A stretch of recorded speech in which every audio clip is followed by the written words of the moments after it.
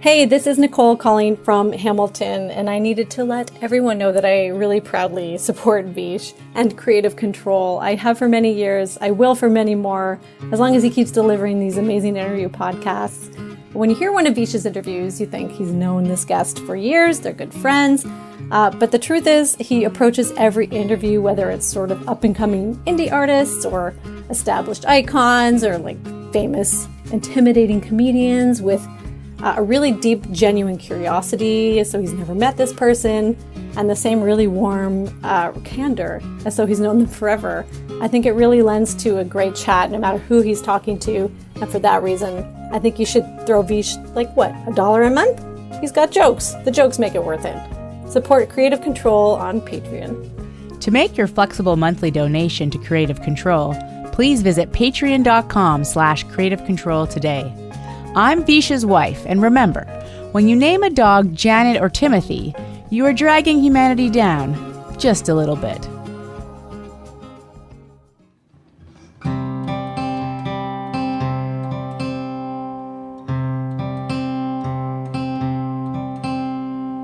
Indian winter, spring, host of forgotten things. Summer drew you inside.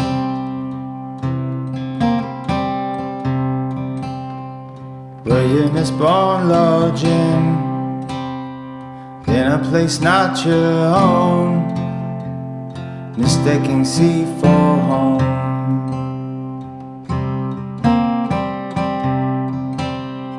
Ma, can you tell me please, for I burn up the leaves, this train is my sister on. Bill MacKay is a wondrous guitarist, songwriter, poet, and singer based in Chicago, Illinois. Well regarded for his various bands and projects within the realms of folk, avant-garde, and experimental music. Bill's label home, Drag City Records, has released 2 new records of his in 2019, a solo album called Fountain Fire, and a collaborative album with Katinka Kleijn called Stir. Ahead of shows in Milwaukee, Chicago, Iowa City, Rock Island, and Galleon in November of 2019, Bill and I had a nice talk about his musical history, the state of the world, the fate of cultural creators in the free digital age, his latest records, and more. A part of the E1 Podcast Network, with the support of listeners like you who subscribe to this podcast and spread the word about it, and make flexible monthly donations at patreon.com/Creative Control, plus in-kind support from CFRU 93.3 FM, Pizza Trokadero, The Bookshelf, and Planet Bean Coffee in Guelph, and Grandad's Donuts in Hamilton. This is the 505th episode of Creative Control, featuring the great Bill MacKay, with your host, me, Vish Khanna.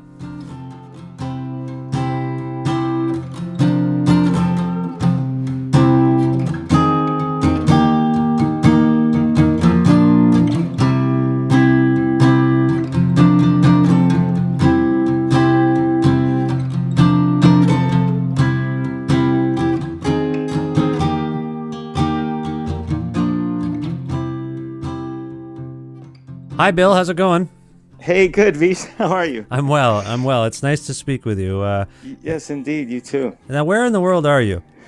So I'm in Chicago. I'm in Pilsen neighborhood, where I've lived with my wife for, probably 15 years.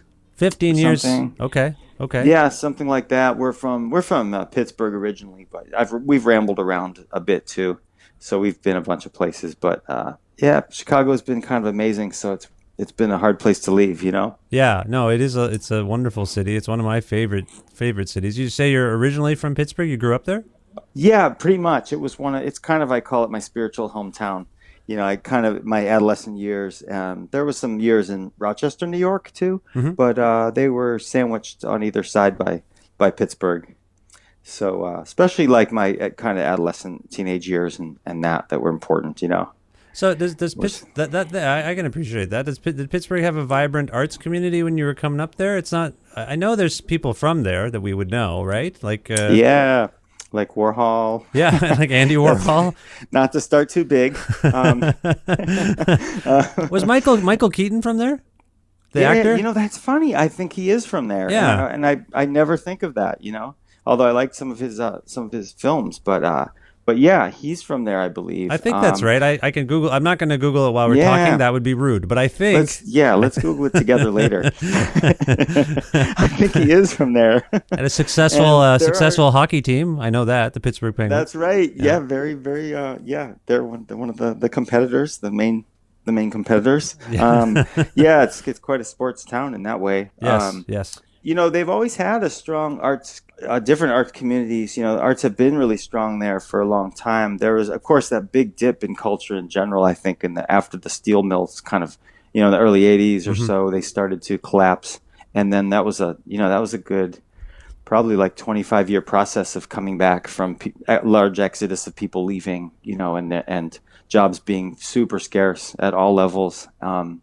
But then they've since sort of transitioned to be more of like worked on their strengths, I guess. Right. And there's more corporate headquarters and stuff like that too. But like the universities are really strong. The medical system or systems are really renowned, and lots of people go there for certain surgeries that they only do there or that they have done a lot of there, so that there'll be people experts in those fields and stuff. Why would Pittsburgh be the hub for such things? I don't know. Is it geographic? Is it in the center more than other? No, it isn't really. Why would that be? No, it's Bill? in a weird spot. I don't know, Vish. It's a weird thing. I think that's what contributes to the mystique of it to me.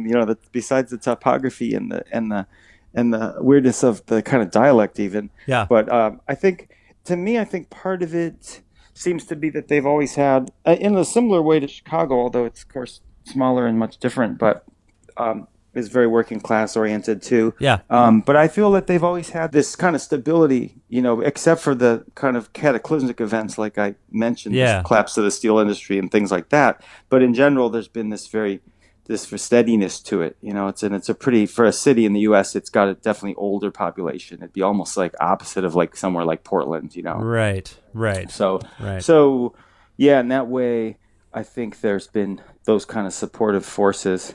And I think what it was is that except for those ruptures, there's always been a strong arts focus, and especially jazz, was very big with like people like Billy Eckstein, Billy Strayhorn, Ahmad Jamal. Yeah. I'm not sure about Dinah Washington, but there's just scores of people from various important eras of jazz, Well, and that's a big thing. It is a big thing, and it brings us to you a little bit. I think you've become a very difficult artist to kind of categorize and classify. Some think of you as a jazz musician on some level. Others would say folk rock. You're a guitar player, prepared guitar, maybe. Like, what do you think of Bill? What do you make of yourself? Yeah. Where do you fit? My long efforts to confuse people have come to fruition, and I couldn't be more excited. Is there jazz within you? Let's start there. You were talking about jazz. Is that within you? There is, yeah. I had some, actually in Pittsburgh was where I had a few influential teachers, one who I'm still in contact with and friends with. But there was Joe Negri and then Eric Susoff, who was kind of a mentor to me and is a friend. And so I studied some jazz briefly with both of those guys, and also classical with a guy named Kevin Morse when I was in Rochester as a kid. But so there is that in there, and it was just in something I heard around the house a lot as a kid. The folks were into pretty varied music. It was a lot of like jazz, classical, Broadway, that kind of thing. So they were pretty open to different stylings, and so it was kind of in my ears, in my blood a little bit from that. And so it was. I never felt like I was a purist of that style, or maybe any style. Because there were so many interesting things about all of these different avenues, Yeah. That comes across in your playing and your aesthetic and the records I've heard. We're ostensibly talking today because you've released 2 records recently. One of them is Fountain Fire, which is more of a. How would you describe this record? How would you characterize Fountain Fire? Well, that's an interesting one because that one I feel like is I feel like it's getting closer to. This kind of, it's hybrid and also getting closer to I don't know. It's kind of a departure, but also getting closer to some of my roots. And it's the first one in since the old days of tapes and stuff where I sang on it. Yeah, I always had these like vocal songs going on, but they didn't really mix into any of the groups that I was sort of founding when I came here. So they kind of remained as a subterranean project. Mm-hmm. And I was so excited to that it just felt like the right moment to bring it back, and they fit with everything else to me pretty seamlessly. So it doesn't seem, they just seem to have the same home on the record as anything else does. I've had a few conversations recently with artists who normally write lyrics and sing, and they've gone the opposite way. They've made instrumental music, and the way I framed my sort of curiosity about this to them was, we're living in a very outspoken time. People have a lot to say, and for some reason and I'm not saying that this is the case for you right now, but I would say to them, you are known for making, really wordy, thoughtfully crafted, songs with lyrics in them, and you've gone the opposite way when we need to hear from you. And right. So yeah. I'm curious about you're saying your singing is back or more prominent than it has been in the past.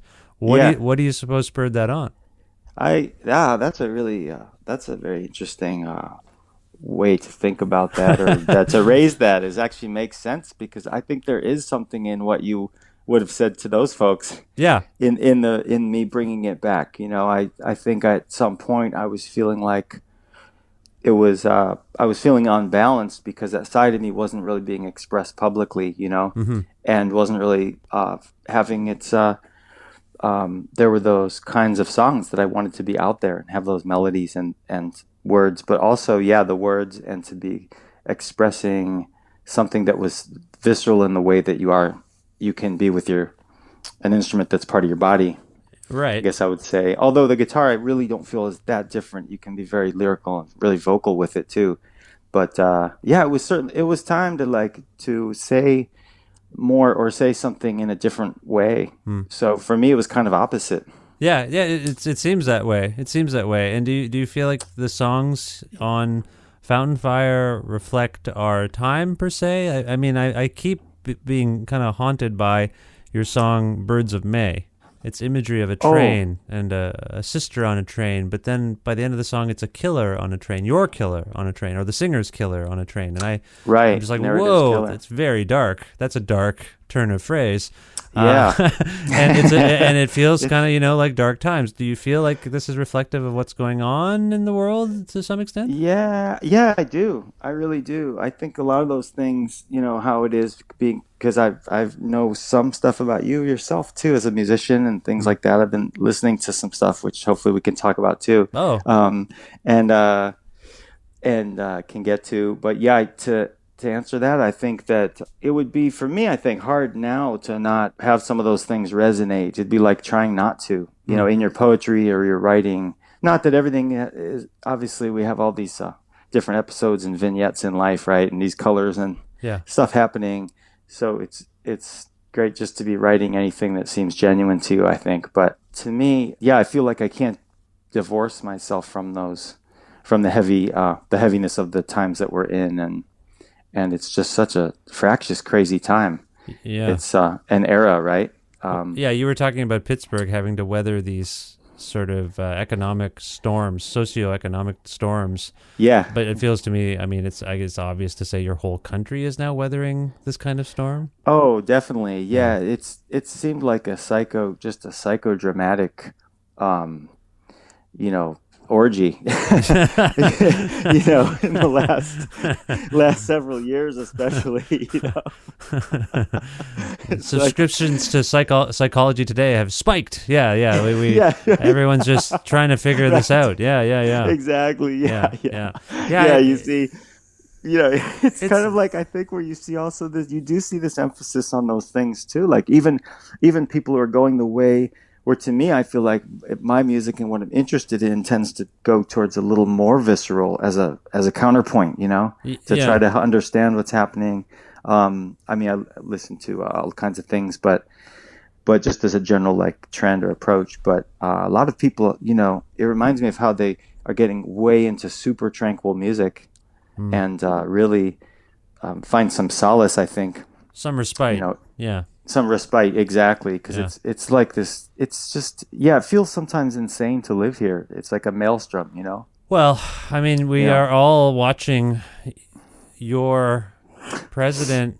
You know, self-immolate. It's very disturbing because he's clearly mentally deteriorating, and that's it's not. It's impossible, I think, for most people to have any sympathy for that. But it's happening. It's happening in plain sight.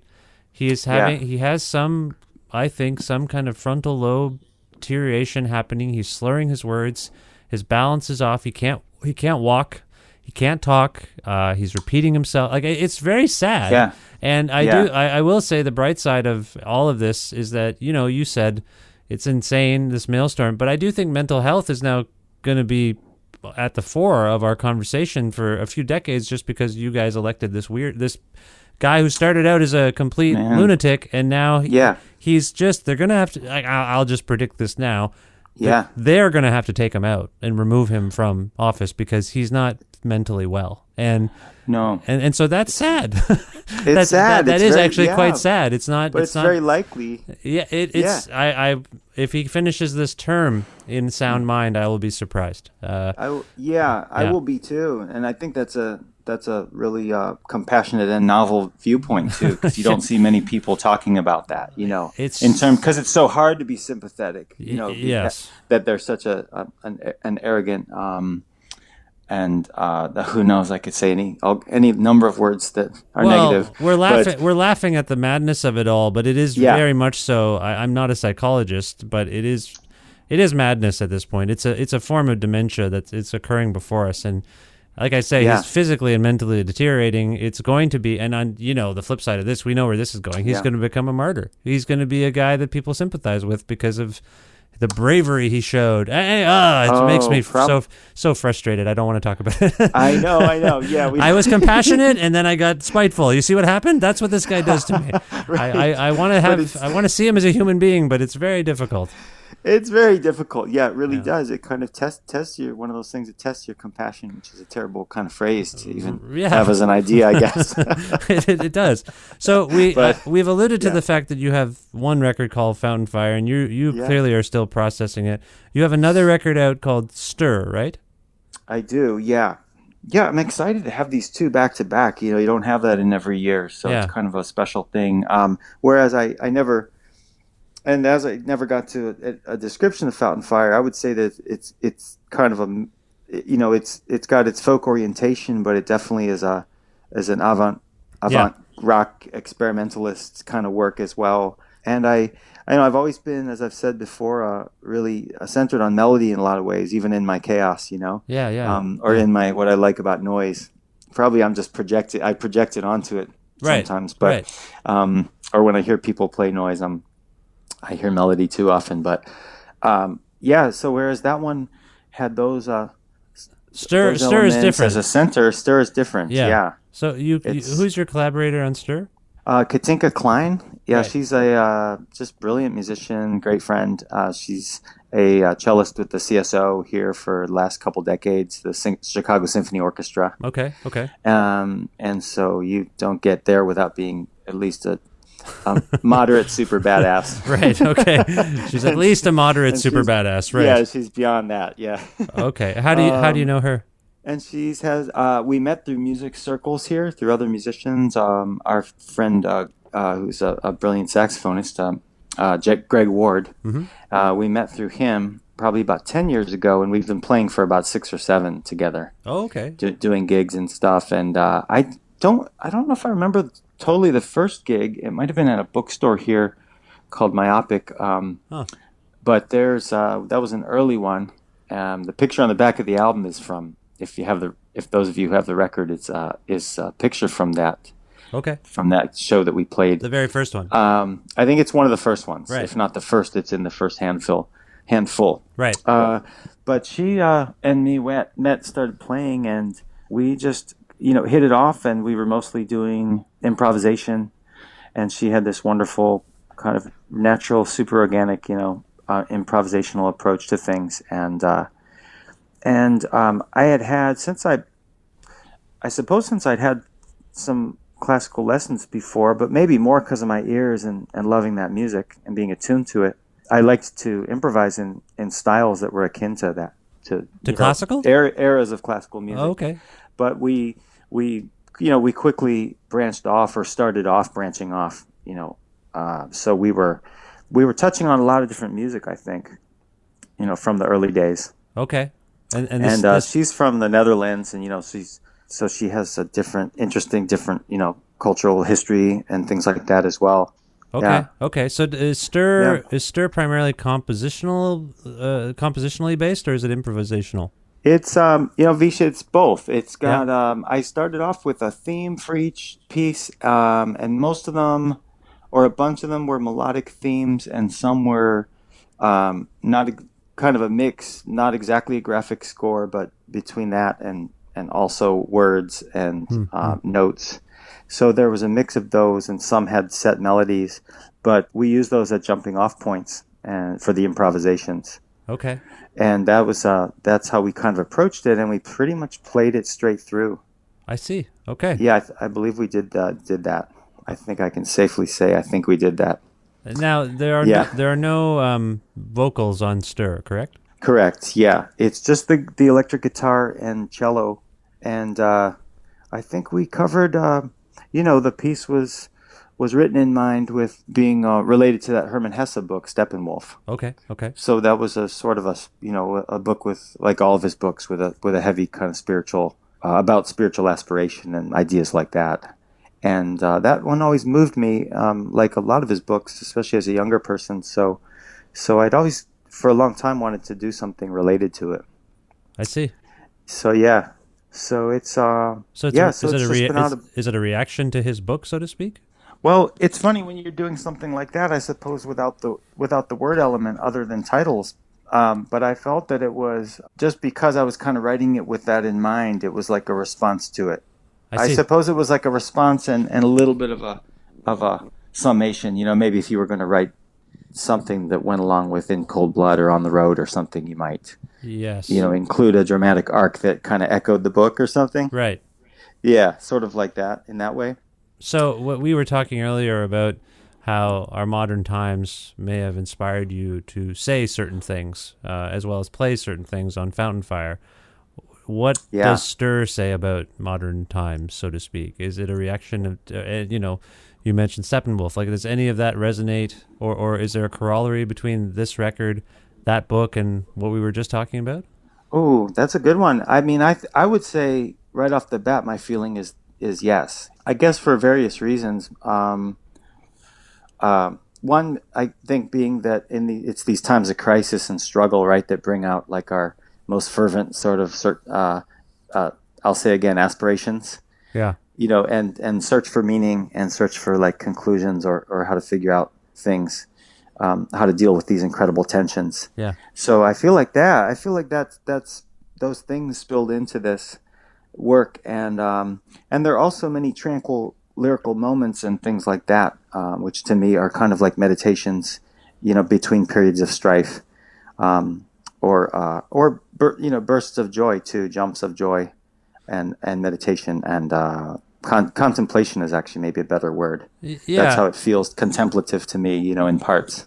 Yeah, I don't want to be too heavy-handed about this, and it might be coincidental, but I mean, some of the titles on Stir alone sort of, I don't know, they kind of echo some sentiment or a reaction to some of the sentiments that are floating around our planet these days. There's a lot of anti-immigration stuff, building walls, not prohibiting immigrants and migrants from showing up. You've got songs here called No One Here Is a Stranger, A Series of Doors, Path to the Peak. I mean, that's, like I say, heavy-handed maybe a coincidence, but like to me, that's the time. That's what we got. That's what we're living through, these kinds of feelings. Yeah, no, I'm glad that you see that in a way, because I think that, to me, that's a little bit of a testimony to the multi-dimensional or the multi-nature of it. Yeah. Because those titles, to me, resonate with the things you mentioned, and also some very direct connection to the novel. Yes. So Path to the Peak as and a series of doors. Yeah, all of the titles you mentioned, operate in these various ways. But I'm glad that you got that vibe from it. I mean, because I often feel like I'd like to be saying more about all this stuff. We're all trying to say stuff as much as we can. Yeah, it's true. It's true. There's a song on Fountain Fire called "Welcome" as well. There's like a welcoming. There's the opposite of the insularity that we've been kind of conditioned to accept from our leaders right now. I again, maybe reading too much into it, but it sounds like I'm not. It sounds like it's there. I don't think so. Yeah. I think it's there. Yeah, I'm glad you read away, my friend. I'm glad. I'm glad that's the case, because with Welcome, that's absolutely what I was talking about. Yeah. And one thing that David Bowie said a while back, really resonated with me. And of course, my perspective's changing too, because now that I've put these vocal songs into my public artistic bloodstream, they're more like that, and I'm going to do more in that vein. Oh, okay, cool. As well. So I'm excited about that. But at the same time, he said what he found the idea preposterous that.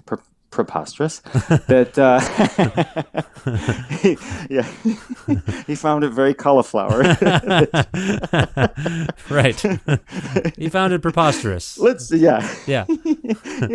Let's say absurd. Right. That people would question that an instrumental piece of music like Chopin or something, or Tchaikovsky or whatever could be, or John Coltrane could be, that somebody could make a link that it was about something, that as if this idea that things always had to relate to the words, I guess, and to a textual thing. So I thought that was interesting, in the sense that you got that meaning that I was feeling too from the song Welcome, both the title and the feel, I think. Well, there's a certain I've talked about this with instrumentalists on the show as well. Like there is instrumentals have a kind of built-in timelessness to them, because they might be politically charged sonically. They might be speaking to what's going on in any given point in our timeline together, but they're not tied. They're not tied down by clumsy attempts to articulate that. And not to suggest some people are really good at artfully trying to reflect something that's going on that they have a problem with, so to speak. But true. In a weird way, we're all going to look back. In a weird way, like if anyone looks back at your instrumental work from this time period, they might look at the year in the same way we might look at 1964 and be like, oh, what was going on in 1964 in America? Huh. Yeah. That's got to be in this jazz record somehow. Like that's got to be. It's just got it's part of its marrow, that's basically, right? Yeah. Exactly. Yeah, completely. And we're doing that with all kinds of eras and whole millennia, and I think correctly a lot of times. I mean, you look at the flip side. The flip side is you hear a love song from that same period. You're like, how did anyone think it was okay to do a love song when in 1968? How is it possible? Like that you thought it was okay? Like there's so much going on. It's like the flip side is also true. Right. That's right. There's just reflecting that thing after you've been marching all day and revolutionizing. Yeah. And you come home and put on some tea, and then there's this loving moment. I mean, we live dynamic lives like that. That's right. That's just as valid, frankly. That love song is just as valid, but it does. I see years. Exactly. Like I'm old enough that I see a year, and a historical moment from that year first pops out at me. Like I could be looking at a record, right, and seeing the year it was released, but I'll be like, oh wow, like geez, like 1981. I remember what was going on. Like I just sort of think about what's happening. I do too. Yeah. Oh, time's weird. Yeah. It's weird. Time is weird. It is weird. Yeah, especially because of our and the fact that we can track it in this way that is certainly like partly abstract, but also seems really rooted. Especially if we lived the years that or read a lot about them or something that we're talking about.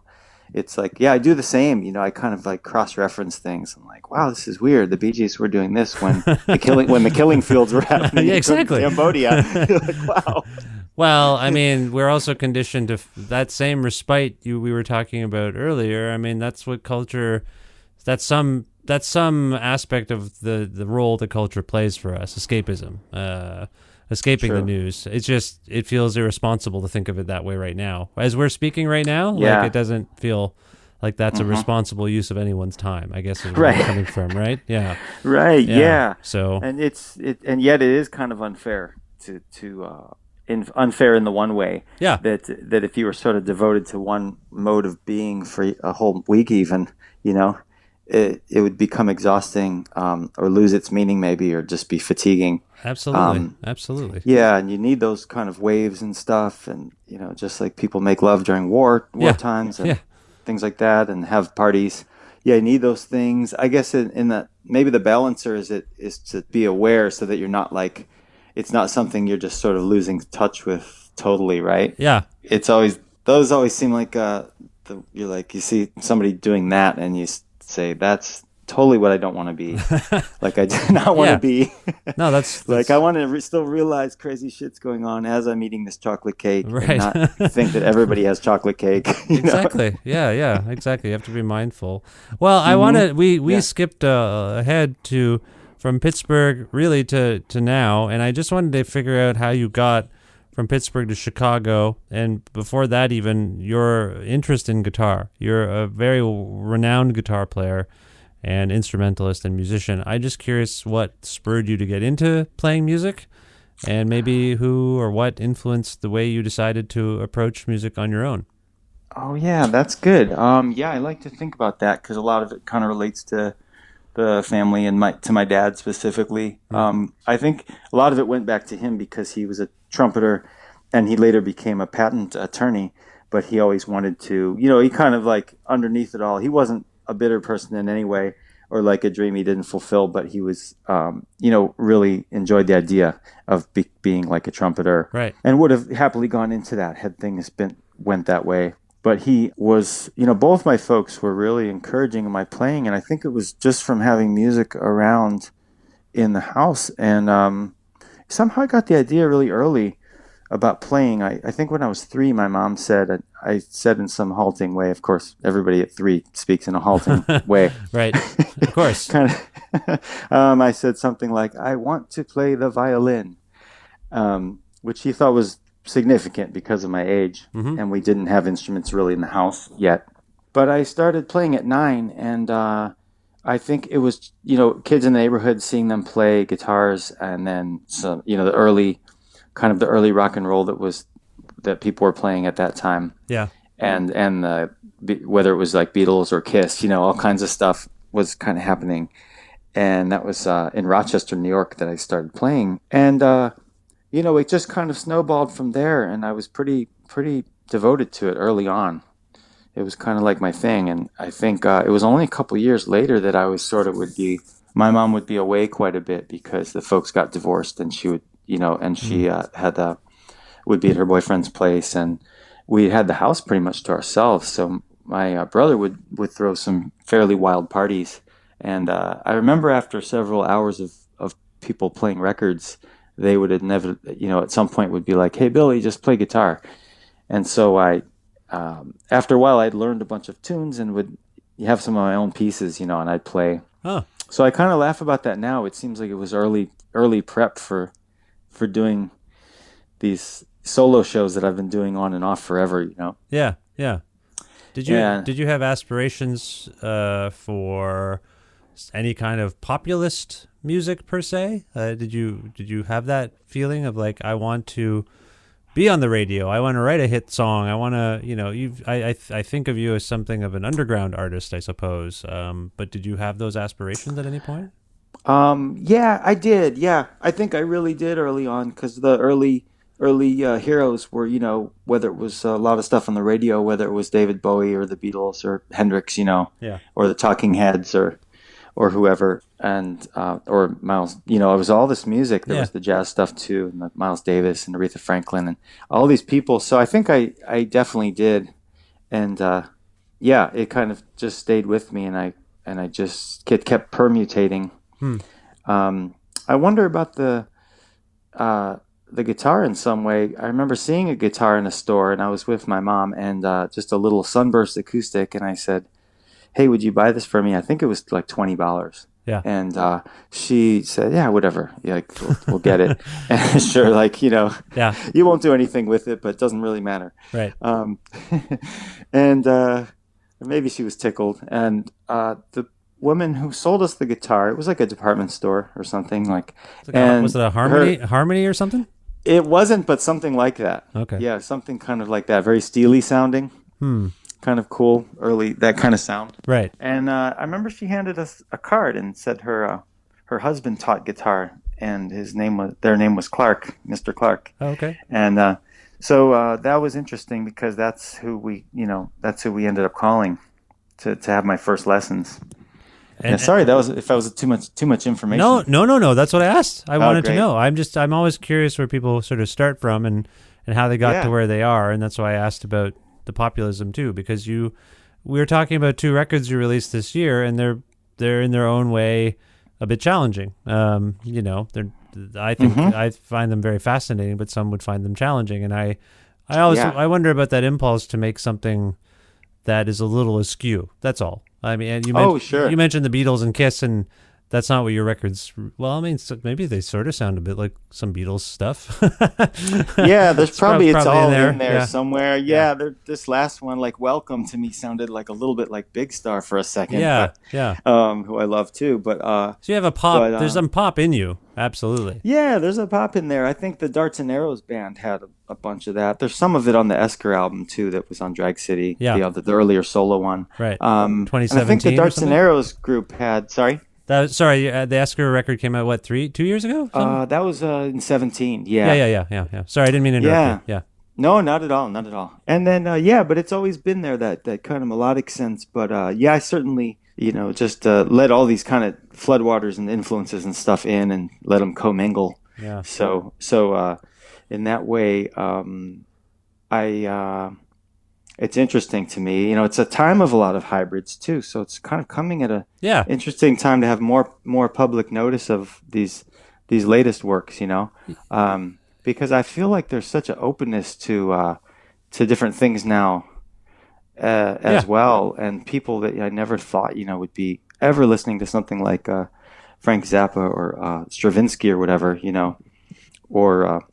or even listening to some wild, some really visceral blues like Albert King are doing that, and they're just like, oh yeah, it's just or hearing some crazy really free jazz and being like, oh yeah, it was great, it was jazz. Yeah, people are listening more and to lots of different music now. That's fair. Yeah, so that's been good, but I do think they do have some challenge to them as well. So yeah.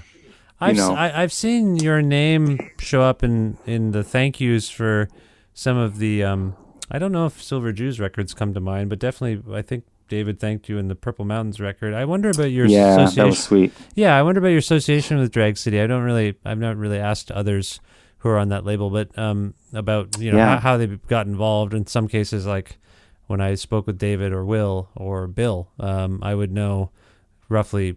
I kind of have a sense of how that happened. But for you, how did you enter the fold, I suppose, with Drag City?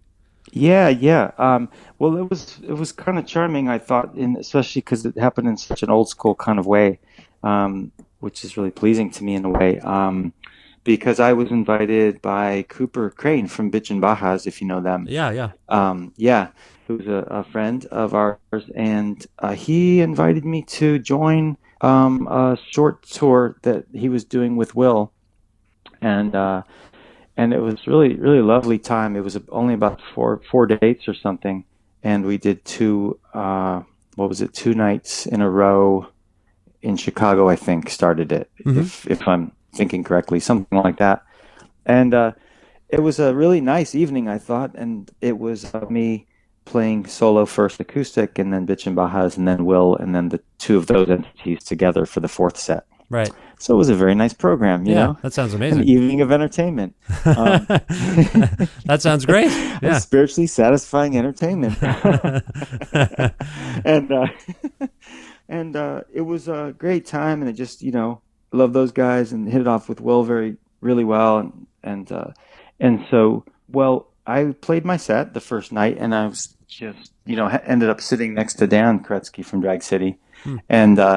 And he was like, great set, like, good to meet you. We met and stuff, and my wife Cheryl met him. And then we talked a little bit, and then the next night I played, and same thing happened. We just happened to, or maybe we picked the same seats after. I'm not sure. Yeah. And then we talked, and I think he asked me what I was working on, and so we just got talking, and I was working on the Esker album, which was maybe 3/4 finished at that point. Yeah. And so he said to send it along, and then that kind of things went from there. Okay. And then very organic in a way. It was beautiful. Yeah, it was really organic. It was kind of like out of the movies. That's great. That's great. So it was really lovely, and then it took a while back and forth, and ended up doing some opening shows for Bill Callahan right around the time that I think that they said, like, let's do this, Right. Okay. Yeah. Okay. So you know a lot of those folks then. I know of them from talking to them on the phone and over FaceTime and texting. Yeah. And emailing and that kind of stuff. But I wouldn't say I know. Disembodied. Yeah, a little bit disembodied. Yeah. So we know each other from just years and years of me being supportive of various Drag City things and records and artists and them also. I don't know. I seem to be on their Christmas card mailing list now. So there's excellent. some kind of awareness of one another, I'd say. Yeah. Right. It's a very good club. Yeah. If you're on that getting the Christmas thing, that's very cool. Yeah. I really enjoyed some of the podcasts of yours that I was able to hear. Of course, with David, which was very moving. Especially given his passing.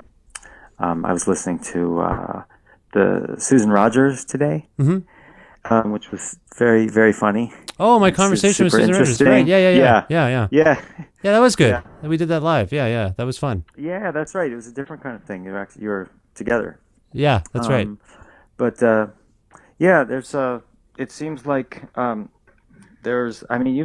you've done a few hundred, or actually over a few hundred of these. The podcast, right? Yes, is going a while. Yeah, we just we're, as you and I are speaking, we're somewhere just past 500 episodes. Yeah, amazing. It's something. Yes, it's I've been doing this a long time, and on a lot of it on my own, some of it with bigger media companies, and it is right. I just keep going, and I like talking to people like you because I learn things about you and myself and the world, and it's helpful, I think. Likewise. Yeah, I feel like it is too. Yeah. It brings things out of you that you didn't always formulate in a certain way, or didn't know.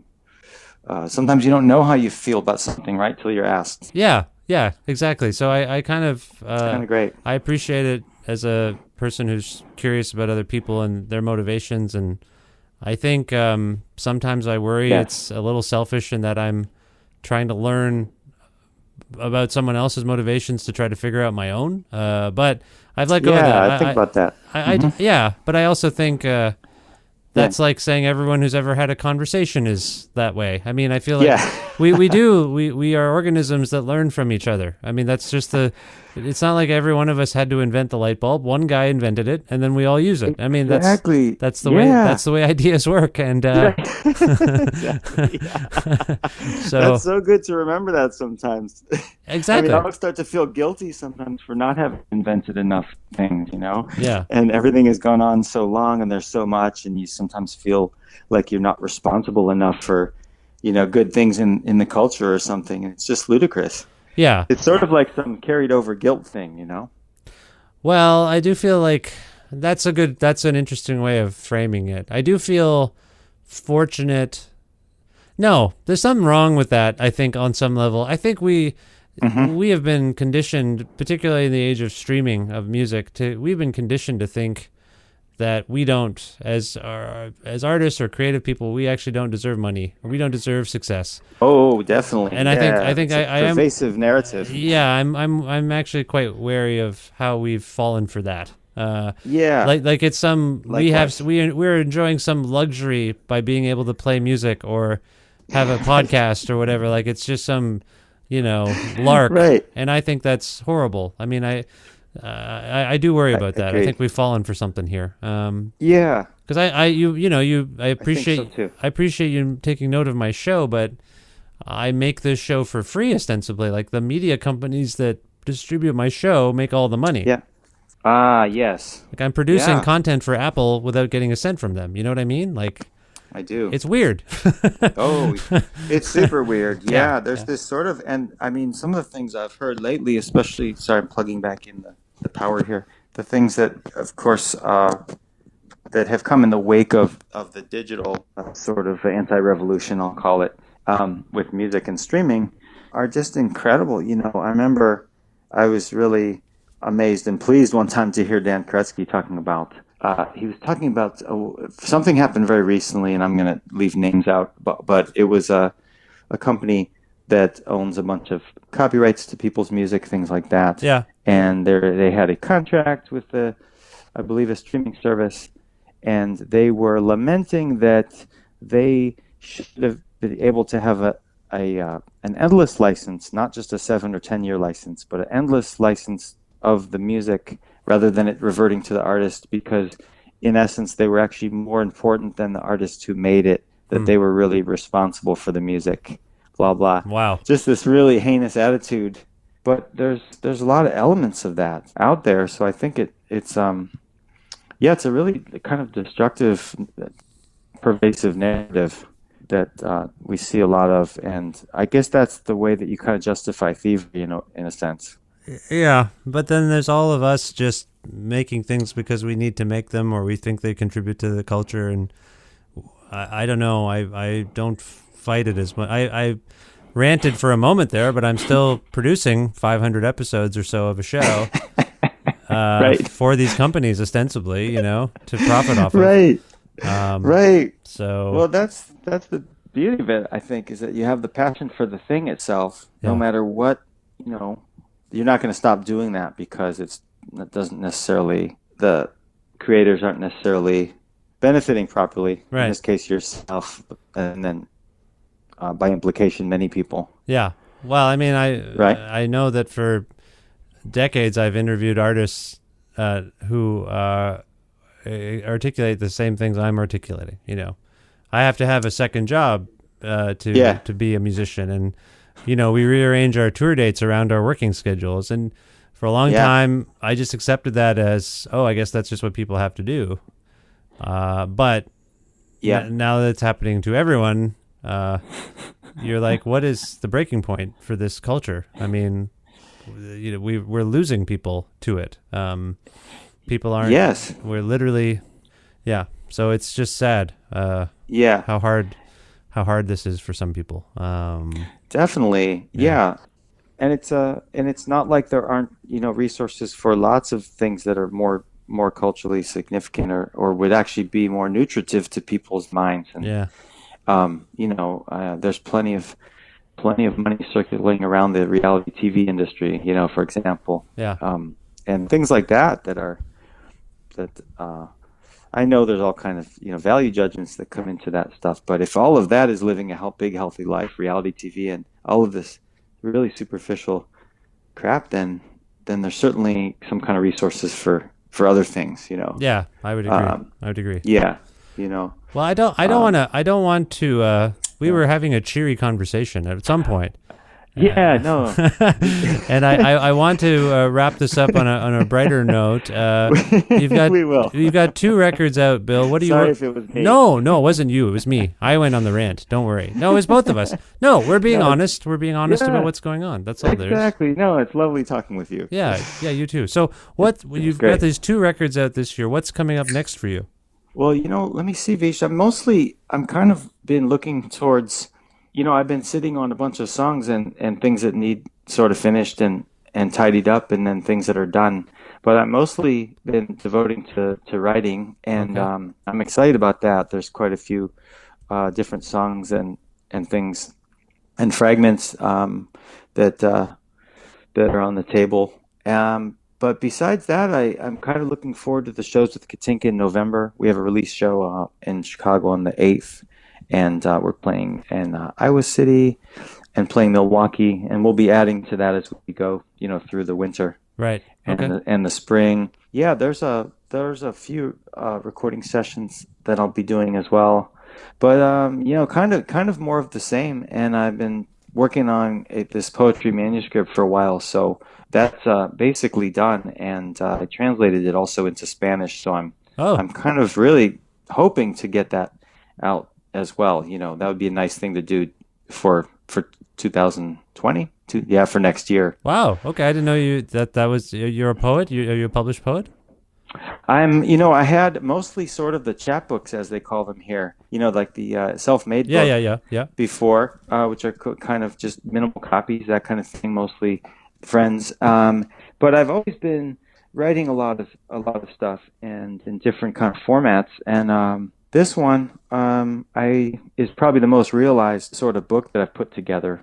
And I had a reading, there was a reading last night with a group here that does a festival called Lit and Loose Festival, which is a bilingual, like Spanish and English oriented festival of writers that happens in Chicago and Mexico City. So I've been affiliated with them, mostly playing music at some of the festivals, but I was super excited to be invited to read. And so that happened last night at the Poetry Foundation here. And I read, actually I translated one of David Berman's poems into Spanish from actual air. Oh, nice. And read that, which was felt really good to do. And I read one in English of mine. So I'm hoping to do more of that as well and see if I can get those. It's that word thing again, right? Yeah, no, it's important. It's important to use our words. And yes. So I appreciate the words you shared with me today. I really do. Is there a place for people? Is there a place for people to go to learn more about you, Bill? I know dragcity.com is obviously one destination, but where'd you send them anywhere else? Yeah, I think I would say. Well, I have a general kind of website. It's just Bill MacKay. MacKay with 2 A's, so it's just Bill and MACKAY. Yep. Just .com, and I try to put a lot of general information up there and the discography, that kind of thing. But I've been lucky to do a bunch of, or a few, I should say, interviews about the new album, and there's a lot of sort of press stuff on that site. Okay. Too. So those might be the best resources for now. Okay. I think there's a little bit of a Wikipedia page out there somewhere, but it was hard won. There was an attempt to do a big grand Wikipedia page for me, right? And they can be real sticklers, Oh yeah. Maybe somebody there doesn't like you, and they're like, you have not been featured in the Berlin Times. You can't. Yeah, being verified in this world is very hard. It's like it's not enough to exist and make things. You have to be verified by some internet gatekeeper that you'd never. Why am I not Wikipedia worthy? Give me a break. Exactly right. Yeah. So, but those are good things, and it was such a pleasure speaking with you, Vish. Thanks for taking the time. It's absolutely talk with me, and my pleasure, Bill. But before we go, is there a song from either Stir or Fountain Fire that we can go out on? Would you pick one? Oh yeah, I'd love to. Gosh, let me see. Maybe it's up to you, but I like Path to the Peak. It's up to me, I guess. It is up to you. I put it in your hands. Me. Yeah. Just like playing handball here. Yeah. I would go with Path to the Peak from the new one, from Stir. Okay. With me and Katinka. Any reason you picked that one? Well, it seems like it's funny, I guess, maybe to pick the last song on something to go with, but it encapsulates to me some of the varied things about the album that I love. Okay. It doesn't have maybe as much of the abrasion, but it has this kind of a lyrical quality to me that's kind of bittersweet, and it just caps it in this way that's really appealing to me. And I think Katinka played great on it too. So I was, I think that would be a nice one. Okay, that's good enough for me. This is Path to the Peak by Bill MacKay from his new collaborative record Stir. Bill, again, thank you so much for being on this show, and thank you for your time, and best of luck with everything going forward. Thanks. Same to you, Vish. Hope we can meet sometime down the road.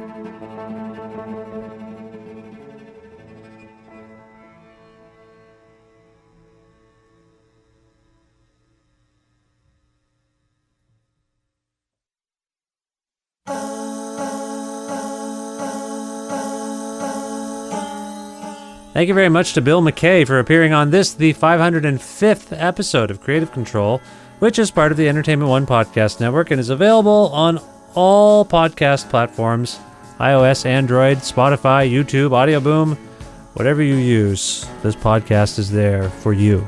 But if you can't find an episode that you've heard about and are looking for on any of those platforms, or if you want to learn more about me and sign up for my semi-regularly scheduled newsletter, please visit my website, vishkhanna.com. You can like Creative Control on Facebook, follow the show on Twitter at vishcreative, or follow me directly at vishkhanna. You can also listen to a radio show version of Creative Control on Wednesdays at noon Eastern Standard Time around the world at CFRU.ca or on an actual radio at 93.3 FM if you're in or near Guelph. Also, please consider visiting patreon.com/Creative Control to make a flexible monthly donation to keep this podcast going. There is a $6 tier. $6 and more gets you exclusive access to exclusive content from my audio archives, interviews I've done in the past, maybe the odd documentary I made. So that's all for anyone who pledges or donates rather $6 or more. Again, go to patreon.com/Creative Control to learn more about that. Thanks again to Pizza Trokadero, The Bookshelf, and Planet Bean Coffee in Guelph, and Grandad's Donuts in Hamilton for their in-kind support for this show. Thanks as always to Jim Guthrie for lending me music to play on this show. You can learn more about Jim at jimguthrie.org. And of course, last but not least, you. Thank you so much for listening to this episode of the show and other episodes of the show, and subscribing to the podcast and telling your friends that maybe they should do the same. All of that helps, and it means a lot. So thank you. I will talk to you very soon. Bye for now.